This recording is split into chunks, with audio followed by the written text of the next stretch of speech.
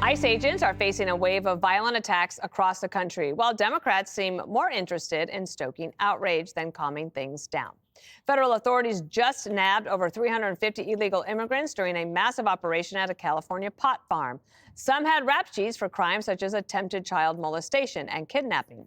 Agents had rocks thrown at their vehicles, roads blocked by protesters, and one suspect appears to have fired a gun at them. Meanwhile, some Democratic lawmakers were getting a tour of the Alligator Alcatraz detention center in Florida. They are alleging poor conditions at the facility, but DHS refutes that. Congresswoman Debbie Wasserman Schultz, she went there, and she seemed upset with lots of things, including the plumbing. They are essentially packed into cages, wall-to-wall humans, 32 detainees per cage. There are 3 tiny toilets that are toilet units that have a sink attached to it. So they essentially drink, they get their drinking water and they brush their teeth where they poop in the same unit. And even Trump's border czar couldn't escape the heat. Tom Homan got heckled at a conservative conference this weekend, but he quickly deported the drama with this quick comeback. Wait 3 or 5 years. Pardon me? Are you an MS-13 member? It says so. Hey, that's okay. That's okay. Bring it. Bring it. They got morons like this all over the country. This guy wouldn't notice, like the surface nation. This guy ain't got the balls to be an ICE officer. He hasn't got the balls to be a Border Patrol agent. This guy lives in his mother's basement. Get out of here, you loser. I need more of that in my confidence basket. I don't necessarily have it. What do you think about how it all went down this weekend? There's a word, onomatopoeia, which is phonetically describes a word, describes the sound something makes, like oink or meow or roar. You hear them often on The View. We need to invent a word for a person who physically resembles his occupation. I think it's called a Homan. Because like Homan's face is like the opposite of a welcome mat. You see that face and you're going, I'm not sticking around in this country. He is a walking rock slide. And it goes back to how Trump uses the message and not the muscle to incentivize self-deportation. When you look at Wasserman Schultz, she is doing the work by amplifying the conditions of Alligator Alcatraz. She's saying, oh my God, this sucks. And we're going, thank you, Debbie. That's the message we need to get out. Because like the images of the roundups, Alligator Alcatraz, Homan himself, it incentivizes people not to wait around. Biden incentivized mass deportation, and now we're doing the opposite. I was thinking about this weekend, because I do a lot of thinking when I'm alone. Yeah, you do. Remember how for the left it was always about exploitation? Like capitalism exploits the poor? Yeah. That was always a thing. Now suddenly exploitation is they're doing the jobs we don't want to do. You know, and it's like, well, and because they're illegal, you get the added benefit that the fact that they're doing it cheaply. So it's no longer exploitation. It's that, wow, they're just here for us doing cheap work. And it's like, you know, you can use that argument for sex trafficking. Like they are doing this work because they have to survive. They're doing the jobs cheaply that nobody else would want to do. That describes people working at pot farms and doing sex work in Queens. So whenever you say that, you know, these people just want to earn the living, remember that you're directly benefiting awful people who exploit them, which is why you need legal immigration.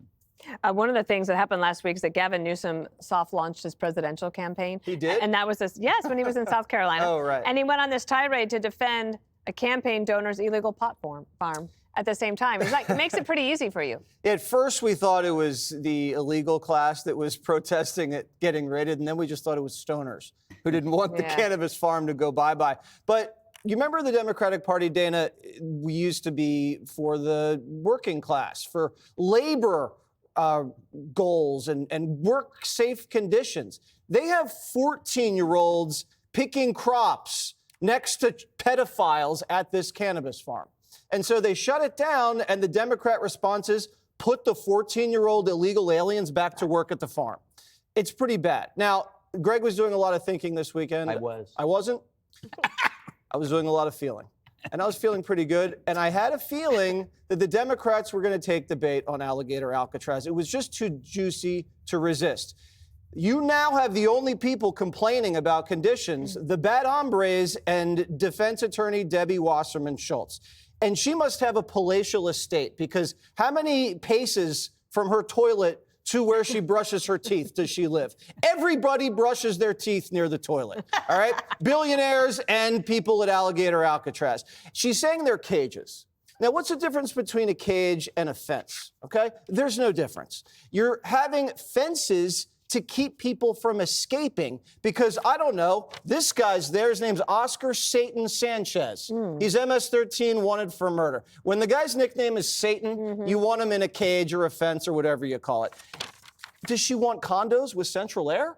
Or does she want us to build brick housing units for these people? Then they'll be accused of baking the migrants.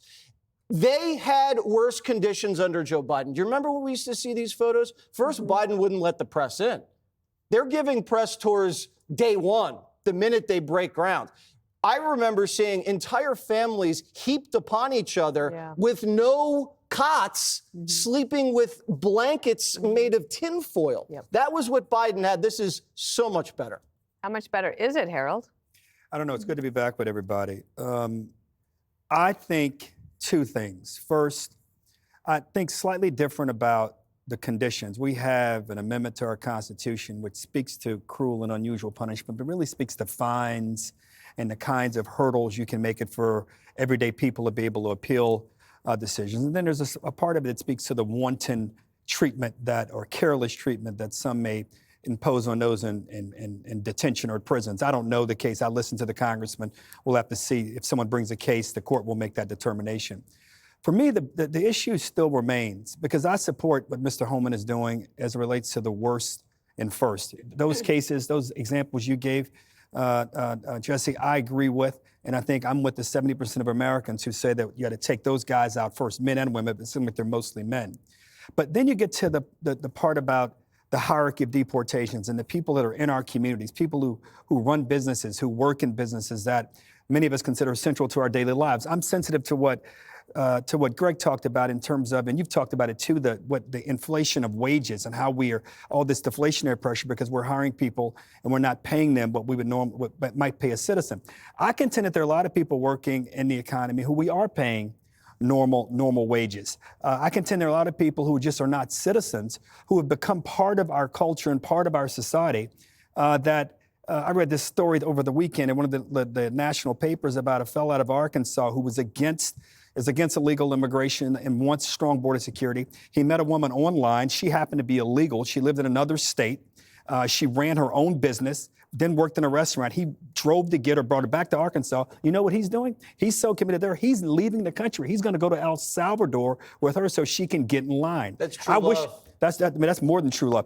I admire what that guy's doing, but he also makes a point in the article that we need to have a better system of how people become citizens, particularly people who are following the rules. I think that's where the country, as you look at the polling data on President Trump and it's moving a little bit, saying they don't fully approve of all that's happening right now. They want the worst first out, but they're not clear on some of the other things. And I think that's what we're seeing a little bit of that here. But I'd let the prison condition stuff, let the courts handle that.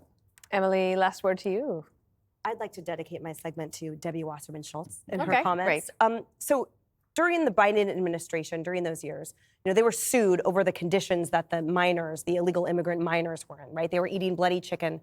They were urinating in plastic bags. They were on suicide watch, cutting themselves with their ID cards. And she was radio silent the entire time. In fact, what I heard from her in March of 2023 was saying to the world that fentanyl was actually being trafficked through legal ports of entry by Americans. And then she went on to criticize Governor DeSantis's legislation proposed that would impose stricter penalties on human traffickers because she said, in the typical racist tropes of the Democrat Party, she said, you're going to have vegetables rotting in the fields.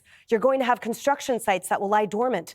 tourism and the restaurant industry in particular rely on these workers, to Greg's point, instead of lifting up those workers and saying, look, cheap labor should not be part and parcel to the fabric of our society. In fact, it's morally wrong. And here, let me propose legislation to get these guys actually accurate pay and all the things. None of that. So now she says you brush your teeth where you go to the bathroom. Same thing. I don't know I don't know. I've never been to a billionaire's house that has separate from that. So welcome to the USA. And it reminds me of a case I worked on in California where an inmate who liked to have sex with babies, which was why he was incarcerated, complained about his hip and wanted special accommodations for the hip pain. And here's all the things that I need. And all of us sitting there listening to him essentially said, you know what?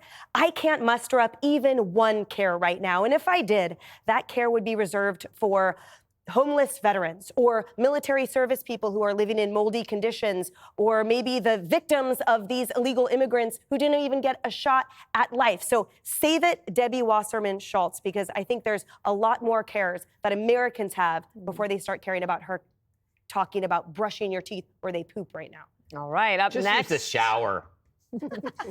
That's a take. Click here to subscribe to the Fox News YouTube page to catch our hottest interviews and most compelling analysis. You won't get it anywhere else.